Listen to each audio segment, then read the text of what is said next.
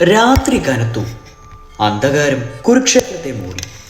അല്പസമയത്തേക്ക് ദൃഷ്ടദ്യുതിയുടെ ശാന്തമായ തീരത്ത് ആളിക്കത്തിയ സത്യസേനന്റെ ചിത അന്ധകാരത്തെ അകറ്റി നിർത്തി. സത്യസേനൻ കർണന്റെ സാരഥി മാത്രമായിരുന്നില്ല, പത്നിയുടെ സഹോദരൻ മാത്രമോ ആയിരുന്നില്ല. കർണന്റെ ജീവിതത്തിലെ പല സന്ദർഭങ്ങളിലും അയാൾക്ക് മുന്നറിയിപ്പ് നൽകിക്കൊണ്ടിരുന്ന ഒരു ചെറിയ പെരുമ്പറയായിരുന്നു. അയാളുടെ അഭ്യുതാകാംക്ഷയായിരുന്നു. അതുകൊണ്ട് തൻ്റെ അസ്തിത്വം പോലും മറന്ന് അയാൾ സത്യസേനന്റെ ചിതയിലേക്ക് നോക്കിക്കൊണ്ട് ഒറ്റയ്ക്ക് ദൃശ്വാദ്വീതിയുടെ തീരത്ത് നിന്നു. ആ ചിതയിലേക്ക് നോക്കിയപ്പോൾ അതിൻ്റെ ഓരോ നാളത്തിലും സത്യസേനനെ കാണുന്നത് പോലെ കർണന് തോന്നി. രാത്രിയിൽ അസമയത്ത് തോളിൽ കുടവുമേന്തി ഗംഗയുടെ ഏകാന്ത തീരത്ത് നിൽക്കുന്നത് പോലെ. കവചകുണ്ടലങ്ങൾ ദാനം ചെയ്ത, മരണതുല്യമായ പല ശാപങ്ങളുടെയും ഭാരമേറ്റി എല്ലാവരോടും വാക്കുപാലിച്ചുകൊണ്ട് സാക്ഷാൽ തേജസ്സിന്റെ ഖനിയായിരുന്നിട്ടും വെറും സാധാരണ ജീവിതം നയിച്ച അയാൾ ഇവിടെ എത്തിയിരിക്കുന്നു. സുരക്ഷിതമായ സൂക്ഷിച്ചു വെച്ചിരുന്ന വൈജയന്തി ശക്തി പോലും കടോൽക്കജനിൽ പ്രയോഗിച്ച അയാൾ ഇപ്പോൾ തികച്ചും ശൂന്യനും ഏകാഗ്യമായിരിക്കുന്നു. എന്നാൽ ഈ ഏകാന്തതയിലും ഉത്സാഹപൂർണവും കുലീനവുമായ വീരമനസ്സിന്റെ സാധനയും സൂര്യാരാധനയിൽ പ്രതിച്ഛൊലിയും ദിവ്യവുമായ ആത്മീയ തേജസ്സിന്റെ അപരാജിതവും അശരണവുമായ ശക്തി ധൈര്യം പകർന്നു കൊടുത്തിരുന്നു. ആ ശക്തിയാണ് അയാളുടെ ജീവിതം. ആ ആത്മീയ ശക്തിയുടെ ബലത്തിലാണ് അയാൾ വില്ലിൽ നിന്ന് തൊടുത്തുവിട്ട അസ്ത്രം പോലെ മുന്നോട്ട് പോകുന്നത്. താൻ ഏതോ ഒരു മഹാ തേജസ്സുമായി ബന്ധപ്പെട്ടിരിക്കുന്നു. തൻ്റെ അന്തരംഗത്തിലിരുന്നു കൊണ്ട് ആരോ ദിവ്യപ്രേരണ നൽകിക്കൊണ്ടേയിരുന്നു എന്ന ഒരു വിശ്വാസമായിരുന്നു വീണക്കമ്പി അയാളുടെ ജീവിത സംഗീതം ആലപിച്ചു കൊണ്ടേയിരുന്നത്. അതെന്താണെന്ന് മനസ്സിലാക്കുക വളരെ ദുഷ്കരമായിരുന്നു. അയാളുടെ ജീവിതത്തിന് രണ്ട് ഭാഗങ്ങളുണ്ട്.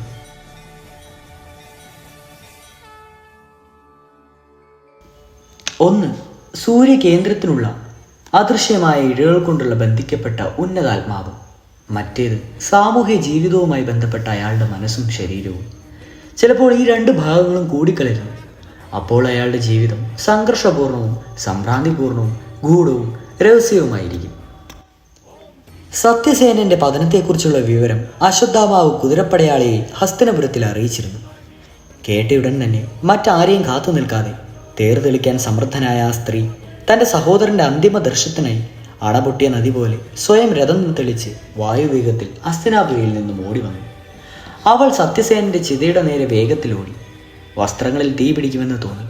നേരിട്ട് കാണാതെ ശബ്ദത്തിലൂടെ മാത്രം അവളെ മനസ്സിലാക്കിയ കർണന്റെ മനസ്സ് വിശുദ്ധമായി. ഒരുപക്ഷെ ഒരു ചിന്തയുടെ ആവർത്തനം അയാളുടെ തലയിൽ കുറുങ്ങുകയാവും. സൂതപുത്രൻ, സൂതപുത്രൻ. കർണന്റെ മൂകമായ നിശ്ചലതയും നിശബ്ദമായ നിശബ്ദതയും വൃഷാലിയെ കണ്ടപ്പോൾ എങ്ങോ പോയൊളിച്ചു. ആവേശത്തോടെ മുന്നോട്ടെടുത്ത സ്വബോധമില്ലാത്ത തൻ്റെ പ്രിയപത്നിയെ അയാൾ തൻ്റെ ശക്തങ്ങളായ കൈകൾ കൊണ്ട് തടഞ്ഞു നിർത്തി. വിവിധങ്ങളായ എന്തെല്ലാം ഭാവനകളാണ് ആ ആലിംഗനത്തിൽ ഒതുക്കിയിരുന്നത്. മഹാരാജാവേ എന്ന് പറഞ്ഞുകൊണ്ട് അവൾ മുഖം അയാളുടെ വശത്തിൽ ഇടിച്ചുകൊണ്ടേയിരുന്നു. അവൾ യഥാർത്ഥ കർണഭഗ്നിയാണ്, കുടുംബിനിയാണ്, സ്നേഹമഹിമയാണ്, മറ്റുള്ളവർക്ക് വിശാല ഹൃദയവും ത്യാഗിനിയും. ക്ഷീണിച്ച ശിരസ് അവൾ കർണന്റെ മാറിൽ ചായച്ചു. വിചിത്ര മാനസികാവസ്ഥയിലൂടെ ആ ഗാഢാലിംഗനം കാണുവാൻ ചുറ്റുമുള്ള അന്ധകാരം പോലും കണ്ണു തുറന്നു. ദൃഷ്ടദ്യുതിയിലെ അലകൾ ഇളകി. കുരുക്ഷേത്രത്തിലെ യുദ്ധഭൂമി ഉണർന്നു. എന്നിട്ടും അയാൾ ഒന്നും പറഞ്ഞില്ല. വൃഷാലിയുടെ വിശാല നേത്രങ്ങളിൽ നിന്നും ഒഴുകുന്ന ആശ്രുധാര അയാളുടെ ശാന്തശീതളമായ മനസ്സിനെ ചക്രവാളത്തിന്റെ അപ്പുറത്ത് വീണ്ടും വീണ്ടും ജ്വലിപ്പിച്ചുകൊണ്ടേയിരുന്നു. ചിതയുടെ നാളങ്ങളിൽ ഒരു നിമിഷം തിളങ്ങി. അദൃശ്യമായ അവരുടെ ശിരസുകൾ ഒന്നായി, ഒന്ന് മറ്റേതിൽ ചേർന്നു, ഏകരൂപം പ്രാപിച്ചു. കർണന്റെ സ്ഫുരിക്കുന്ന രക്താമതികൾ ചിലപ്പോൾ വൃഷാലിക്ക് സ്വാതന്ത്ര്യമേകുന്നുണ്ടാകും. നാളെ ഒന്നെങ്കിൽ അർജുനൻ ഈ സർവോധരമായ കുരുക്ഷേത്രത്തെ എന്നേക്കുമായി ആലിംഗനം ചെയ്യും. അല്ലെങ്കിൽ നിന്റെ ഭർത്താവ് സൂര്യബിംബത്തിന്റെ സുയോഗ്യമായി സന്മാർഗനം സ്വീകരിക്കും. എന്നും തന്നോടൊപ്പം ജീവിച്ച തന്റെ പ്രിയപത്നിയെ തന്റെ ചൈത്രരഥത്തിലെത്തി അയാൾ സ്വയം ഹസ്തിനാപുരിയിലെ കൗരവ രാജഭവനത്തിലെത്തിച്ചു. കൊട്ടാരത്തിൽ നിന്നും പുറത്തു കിടക്കുമ്പോൾ സരസിന്റെ തീരത്ത് മയങ്ങുന്ന രാജഹംസത്തെ നോക്കുവാൻ അയാൾ മറന്നില്ല. പന്തങ്ങളിൽ മങ്ങിയ പ്രകാശത്തിൽ ആ സരസിൽ പതിഞ്ഞിരുന്ന ഹംസത്തിന്റെ നിഴൽ ഓളങ്ങളിൽ മറയ്ക്കുവാൻ ആഗ്രഹം തോന്നി. പെട്ടെന്ന് പുഷ്യാരംഗം പതിച്ച മോതിരവിരലിൽ നിന്ന് ഊരിയെടുത്ത് സരസിലേക്ക് എറിഞ്ഞു. നിഴലിളകി. മയങ്ങിയിരുന്ന പക്ഷി പെട്ടെന്ന് ഉണർന്നു. അത് കാൽ കൊണ്ട് തുഴഞ്ഞപ്പോൾ ഓളങ്ങൾ ഉയർന്നു. ആ പക്ഷിയുടെ പരിഭവം കണ്ടപ്പോൾ അയാൾ ഉള്ളിൽ ചിരിച്ചു. അർദ്ധരാത്രി ആയപ്പോഴേക്കും അയാൾ തൻ്റെ രഥവുമായി കുരുക്ഷേത്രത്തിൽ തൻ്റെ ശിബിരത്തിനടുത്തെത്തി. അയാളുടെ ശിബിരത്തിന് മുമ്പിൽ ജിജ്ഞാസയുടെ വഴിയിലേക്ക് നോക്കിക്കൊണ്ട് ദുര്യോധനൻ നിന്നിരുന്നു. അടുത്ത ദിവസത്തെ സേനാധിപതി ചെങ്കാനഗരിയിലേക്ക് പോയോ എന്ന് ചിന്തിച്ച് ദുര്യോധനൻ പരിഭ്രമിച്ചു. കർണനെ മുമ്പിൽ കണ്ടപ്പോൾ അയാളുടെ മുഖം വീണ്ടും പ്രകാശിച്ചു. ശരവേഗത്തിൽ മുന്നോട്ട് വന്ന് കുതിരയെ നിർത്തുന്നതിനായി അയാൾ വായുജ്യത്തിന്റെ പുറത്തെ പര്യണ്യം കടന്നു പിടിച്ചു. ഓടിക്കൊണ്ടിരുന്ന കുതിര നിന്നു. അതിന്റെ വായിൽ നിന്ന് നുര പതിഞ്ഞൊഴുകി. അത് ചുടുശ്വാസം മുതിർത്തു. കർണൻ കുതിരപ്പുറത്ത് നിന്ന് ഇറങ്ങുന്നതിന് പോലും സമയം കൊടുക്കാതെ ദുര്യോധനൻ മുന്നോട്ട് ചെന്ന് ചോദിച്ചു, അംഗരാജാവേ, താങ്കളുടെ സത്യസേന നിലം പതിച്ചു. നാളെ താങ്കളുടെ സാരഥ്യം ആര് വഹിക്കും? ദുര്യോധനന്റെ വിടർന്ന നാസിക പന്തത്തിന്റെ മങ്ങിയ പ്രകാശത്തിലൂടെ തെളിഞ്ഞു കണ്ടു. രാജൻ, എനിക്ക് സമർത്ഥനായ ഒരു സാരഥിയെ തരും. നാളെ എൻ്റെ രഥം കാറ്റിനെ പോലും തോൽപ്പിക്കുന്ന വേഗത്തിൽ യുദ്ധഭൂമിയിൽ ഓടുന്നത് താങ്കൾക്ക് കാണാം. സമർത്ഥനായ സാരഥിയോ? ദുര്യോധനന്റെ വീതി കുറഞ്ഞ നെറ്റിയിൽ ചുളിവുകൾ വീണു. ഇടത് കൈത്തലത്തിൽ വലത് മുഷ്ടി കൊണ്ട് ഇടിച്ചുകൊണ്ട് അയാൾ ചിന്തയിൽ മുഴുകി. നെറ്റിയിലെ ചുളിവുകൾ വേർപ്പുചാലുകളിൽ നിന്നൊഴുകി. തടിച്ചു വളഞ്ഞ പുരികങ്ങൾ വീണ്ടും വളഞ്ഞു. പന്തങ്ങളുടെ പ്രകാശത്തിൽ അയാളുടെ തുടുത്ത മുഖം കൂടുതൽ ഉഗ്രവും ഭീമത്സവവുമായി കാണപ്പെട്ടു. ക്രൂരമായ കണ്ണുകൾ മേലോട്ടുയർന്നു. അയാളുടെ മുഖം കാണുന്നവർക്ക് തന്നെ ചിന്തയുടെ ആഴം മനസ്സിലാക്കാം. കർണന്റെ രഥത്തിന്റെ സാരഥ്യം ഏൽപ്പിക്കുവാൻ പറ്റിയ സമർത്ഥനായ യോദ്ധാവ് ആര് എന്ന ചിന്തയിൽ അയാൾ സ്വന്തം ജീവൻ തന്നെ മറന്നു. കയ്യിലൂടെ ഊർന്നു കിടക്കാറുള്ള വിലപിടിച്ച രാജവസ്ത്രം, കൗരവരുടെ വിലപിടിച്ച ഉത്തരീയം, അതൊക്കെ താഴെ വീണ് കിടന്നിരുന്നു. പതിവ് പോലെ അതെടുത്ത് കുടയുന്ന സ്വഭാവം പോലും അയാൾ മറന്നു. അവർ രണ്ടുപേരും കൗരവരുടെ കൊട്ടാരത്തിലെ കൽപ്രതിമകളെ പോലെ നിമിഷങ്ങളോളം മൂകരായി നിന്നു. അംഗരാജാവേ, തെറ്റിദ്ധരിക്കുകയില്ല എങ്കിൽ അതിനെ പറ്റിയ ഒരേ ഒരു യോദ്ധാവ് മാത്രമേ ഉള്ളൂ എന്നെനിക്ക് തോന്നുന്നു. താങ്കളുടെ രഥത്തിന്റെ സാരഥ്യം വഹിക്കുവാൻ എല്ലാ തരത്തിലും യോഗ്യൻ അദ്ദേഹം മാത്രമാണ്. പ്രതിമ കണക്കാൻ നിന്ന ദുര്യോധനൻ ഇങ്ങനെ പറഞ്ഞു. അപ്പോൾ അംഗരാജാവ് ആരാണ്? കർണൻ മകുടവും ലോഹാത്രണവും അഴിച്ച് തളികയിൽ വെച്ചു. അയാളുടെ ചുരുണ്ട ഉടർന്നു തന്നെ മൂടി ശരത്കാലത്തിലെ പക്ഷികളെ പോലെ പരന്നു കിടന്നു. മാതൃരാജാവ് ശല്യൻ. ദുര്യോധനൻ തന്റെ ശക്തമായ വലത് കൈ അയാളുടെ തോളത്ത് വെച്ചു. ശല്യനോ? രാജൻ, ശല്യൻ പാണ്ഡവരുടെ അമ്മാവനാണെന്നങ്ങ് മറന്നുപോയോ? രാജമാതാവ് മാതൃയുടെ സ്വന്തം സഹോദരൻ. ഈ യുദ്ധം ചൂതിൽ നിന്ന് ഉടലെടുത്തതാണെങ്കിലും ഈ സമയം അങ്ങ് ചൂതുകൊണ്ടുള്ള യുദ്ധം അവസാനിപ്പിക്കും. അയാളുടെ നീണ്ട നീലക്കണ്ണുകൾ വിടർന്നു. നെറ്റിയിൽ ചുളിവുകൾ വന്നു. കർണ, ഈ യുദ്ധത്തിന് മുൻപും ഞാൻ ശല്യനോട് മറ്റു രാജാക്കന്മാരെക്കാൾ ബഹുമാനത്തോടെയാണ് പെരുമാറിയിട്ടുള്ളത്. അയാൾ മാതൃദേശത്തിൽ നിന്ന് കുരുക്ഷേത്രത്തിലേക്ക് വന്നത് പാണ്ഡവരെ കാണുവാൻ വേണ്ടിയാണ്. പക്ഷെ അയാളുടെ വഴിയിൽ ഇടയ്ക്കിടെ സ്വാഗതത്തിന് കമാനങ്ങൾ ഉണ്ടാക്കിയും രാജദൂതന്മാരെ കൊണ്ട് അയാൾക്ക് ധാരാളം സമ്മാനങ്ങൾ നൽകിയും ഞാൻ അയാളെ നമ്മളുടെ പക്ഷത്താക്കി. യുദ്ധത്തിൽ ഏകനിഷ്ഠഭാവത്തോടെ കൗരവപക്ഷത്ത് നിൽക്കാമെന്ന് അയാൾ ദൃഢപ്രതിജ്ഞ ചെയ്തിട്ടുണ്ട്. കഴിഞ്ഞ 16 ദിവസവും അയാൾ പ്രാണം പണയം വെച്ച് നമുക്ക് വേണ്ടി യുദ്ധം ചെയ്തു. ഭീമന്റെ മുന്നിൽ നിന്ന് പലപ്പോഴും അയാൾ അനേകം യോദ്ധാക്കളെ സംരക്ഷിച്ചു. ശല്യൻ മുന്നോട്ട് വെച്ചുകയാൽ പിന്മാറുകയില്ല. ക്ഷത്രിയൻ പശ്ചാത്തപിക്കാറില്ല, പിന്തിരിയാറില്ല. വേണ്ടി വന്നാൽ മരണത്തെ പോലും ആലിംഗനം ചെയ്യും. താങ്കൾക്കറിയാം, ബന്ധങ്ങൾ സാധാരണക്കാർക്കുള്ളതാണ്. രാജാക്കന്മാരുടെ ബന്ധം വ്യത്യസ്തമാണ്. വാക്ക്, ഏകനിഷ്ഠത, രണാങ്കണം മുതലായവ അവരുടെ ബന്ധുക്കളാണ്. അയാൾ കർണന്റെ മറുപടിക്ക് കാക്കാതെ ഉറക്കെ കൈകാട്ടി. അടുത്ത നിമിഷം പ്രപഞ്ചനൻ ശിബിരത്തിലേക്ക് വന്നു. പ്രപഞ്ചന, പോയി മാതൃരാജാവായ ശല്യ മഹാരാജാവിനെ ഉപചാരപൂർവ്വം കൂട്ടിക്കൊണ്ടുവരും. അയാൾ ശല്യന്റെ ശിബിരത്തിന് നേരെ വിരൽ ചൂണ്ടി. പെട്ടെന്ന് തന്നെ ശല്യൻ അവിടെ എത്തി. ദുര്യോധനൻ ശിബിരത്തിൽ നിന്ന് ഒറ്റയ്ക്കായിരിക്കും. ചിലപ്പോൾ അശ്വത്ഥാമാവോ ശകുനിയോ കൂടെ ഉണ്ടാവുമെന്നായിരുന്നു അയാളുടെ പ്രതീക്ഷ. പക്ഷെ മുന്നിൽ കർണനെ കണ്ടപ്പോൾ അയാളുടെ നെറ്റിയിൽ ചുളിവുകൾ വീണു. കർണനും ദുര്യോധനനും തമ്മിലുള്ള ബന്ധം എന്താണെന്ന് അയാൾക്കറിയില്ല. മാത്രമല്ല, ദിഗ്വിജയത്തിൽ കർണൻ അയാളെ ക്രൂരമായി അപമാനിച്ചതും അയാൾ മറന്നിരുന്നില്ല. പരിഹാസത്തോടെ കർണന് നേരെ നോക്കിക്കൊണ്ട് അയാൾ തൻ്റെ ഉത്തരീയത്തിൻ്റെ അറ്റം ശക്തിയിൽ കുടഞ്ഞു. ആ സൂതപുത്രന് ശല്യന്റെ അഹങ്കാരം നിറഞ്ഞ ക്ഷത്രിയ ധുനത്തിൽ ക്രോധമോ വെറുപ്പോ ദുഃഖമോ തോന്നിയില്ല. അയാൾ അനങ്ങാതെ സ്തബ്ധനായി നിന്നു. മാതൃരാജാവേ, ഒരു പ്രധാനപ്പെട്ട കാര്യത്തിനു വേണ്ടിയാണ് അങ്ങയെ ഞാൻ ഈ സമയത്ത് ബുദ്ധിമുട്ടിപ്പിച്ചത്. എന്താണ് കാര്യം ഗൗരവ രാജാവേ? ശല്യൻ കർണന് പുറംതിരിഞ്ഞുകൊണ്ട് നിന്ന് ദൃഷ്ടി ഉറപ്പിച്ചു. നാളത്തെ മുഴുവൻ യശസ്സും അങ്ങയുടെ കൈകളിലാണ്. ശല്യനെ തറപ്പിച്ചു നോക്കിക്കൊണ്ട് ദുര്യോധനൻ പറഞ്ഞു. എൻ്റെ കൈകളിലോ? അതെങ്ങനെ? സംഭാഷണത്തിന്റെ പോക്ക് ഏതു വഴിക്കാണെന്ന് മനസ്സിലാവാതെ ശല്യൻ നെറ്റി ചുളിച്ച് ചോദിച്ചുകൊണ്ടേയിരുന്നു. മധുരരാജാവേ, നാളെ കുരുസേനാധിപതിയായ മഹാരാജന്റെ സാരഥ്യം അങ്ങയ്ക്ക് മാത്രമേ സാധിക്കുകയുള്ളൂ. ദുര്യോധനൻ തൻ്റെ കൈ ശല്യന്റെ തോളിൽ വെച്ചുകൊണ്ട് അയാളുടെ കണ്ണുകളിലേക്ക് ഉറ്റുനോക്കി. രാജൻ, ഈ ഒരു വാക്ക് മാത്രം ഉറക്കെ പറഞ്ഞ് അയാൾ ഒരു നിമിഷം മിണ്ടാതെ നിന്നു. അടുത്ത നിമിഷം കർണന് നേരെ തിരിഞ്ഞു പറഞ്ഞു. ഈ സൂതപുത്രൻ എന്നോട് പകരം വീട്ടുന്നതിനായിട്ടാണ് ഇത്രയും ക്രൂരവും നീചവുമായ മാർഗം തിരഞ്ഞെടുത്തതെന്ന് എനിക്ക് മനസ്സിലായില്ലേ? അവൻ പാണ്ഡവരോട് ചെയ്യുവാൻ കഴിയാതെ പോയ പ്രതികാരം നിന്നിലൂടെ എന്നോട് ചെയ്യുവാൻ ഒരുമ്പിടുകയാണോ? രാജൻ, ഒരു സാരഥിയുടെ രഥത്തിന്റെ സാരഥ്യം വഹിക്കുവാൻ നിങ്ങൾ ഉന്നതകുല ജാതന്മാരായ ഒരു ക്ഷത്രിയനോട് പറയുന്നു. നമ്മുടെ കുതിരയെ തെളിക്കേണ്ടവന്റെ കുതിരയുടെ കടിഞ്ഞാൻ ഞാൻ പിടിക്കുവാനോ? എന്നെപ്പോലെയുള്ളവർ ഉണ്ടായിരുന്നിട്ടും നിങ്ങൾ ഇവനെ സേനാധിപതിയാക്കി. അതുതന്നെ വലിയ തെറ്റ്, തീർത്തും അനുചിതം. ശല്യൻ ഗർജിച്ചു. എന്നിട്ടും രാധയൻ ശാന്തനായി നിന്നു, അനങ്ങാതെ. അയാൾ ജനലിക്കിടയിലൂടെ അന്ധകാരത്തിലേക്ക് തന്നെ നോക്കിക്കൊണ്ട് നിന്നു. മധുരരാജാവേ, ഏതു പക്ഷത്ത് നിന്ന് യുദ്ധം ചെയ്യുവാനാണോ താങ്കൾ ഇവിടെ വന്നത്, അതേ കൗരവർ തന്നെ അംഗരാജാവായ കർണന് സമസ്ത നഗരങ്ങളുടെയും മുന്നിൽ വെച്ച് ക്ഷത്രിയത്വം സമ്മാനിച്ചു. രാജ്യാഭിഷേകം ചെയ്ത് അദ്ദേഹത്തെ സേനാധിപതിയാക്കി.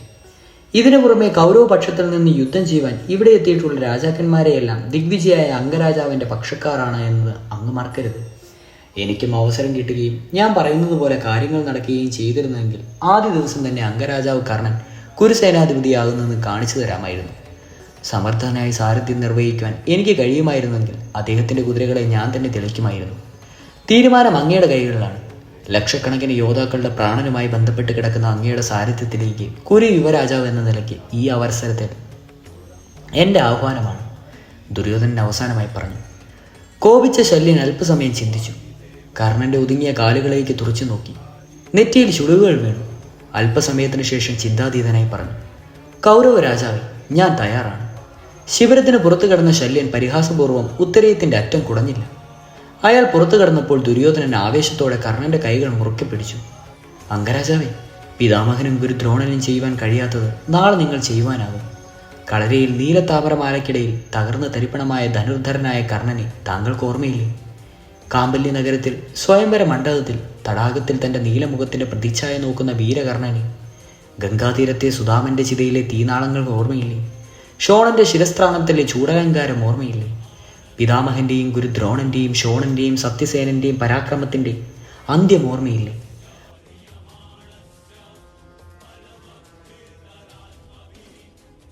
നാളെ അർജുനന്റെ വില്ലിന്റെ ഞാൻ അവന്റെ തന്നെ കഴുത്തിൽ ചുറ്റിത്തക്ക വിധം അത് പൊട്ടിക്കണം.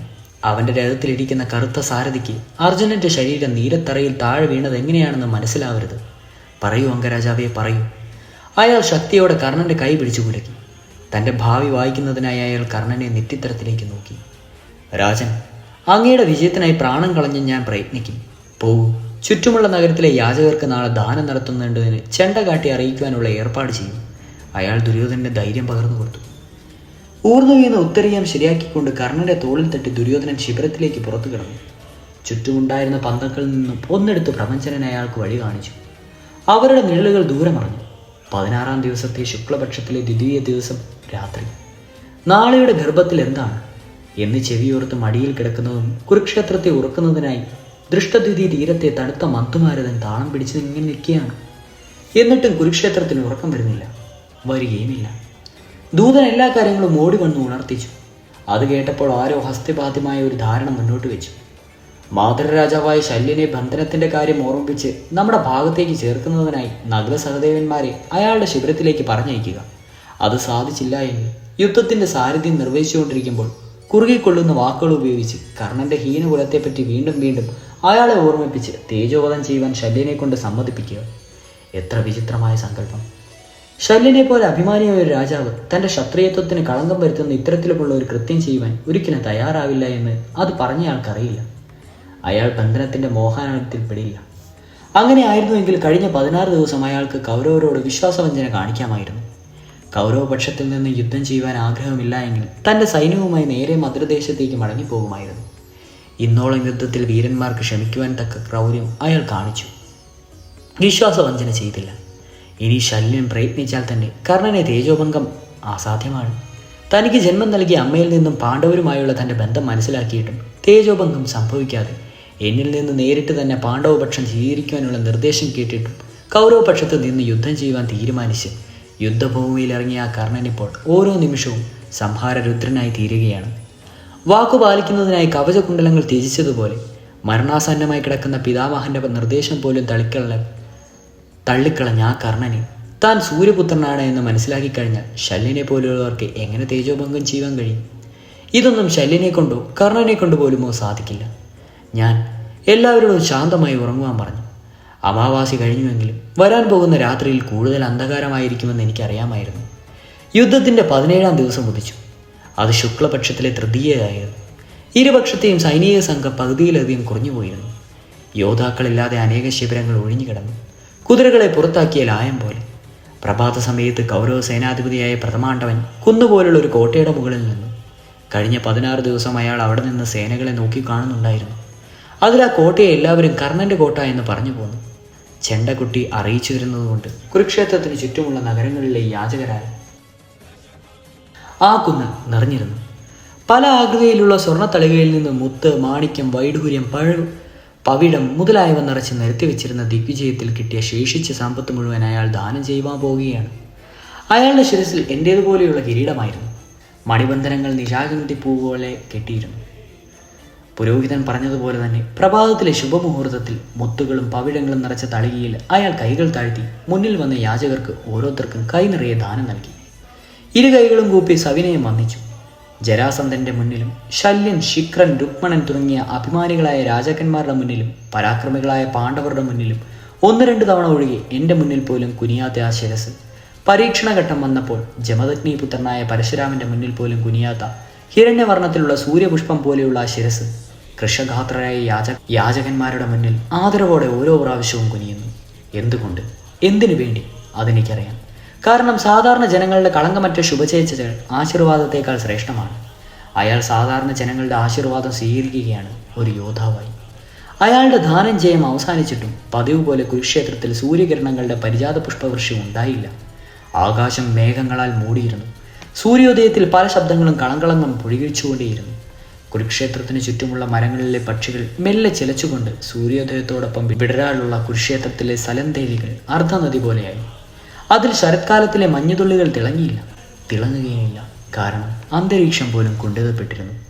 അതെ, തുടരും.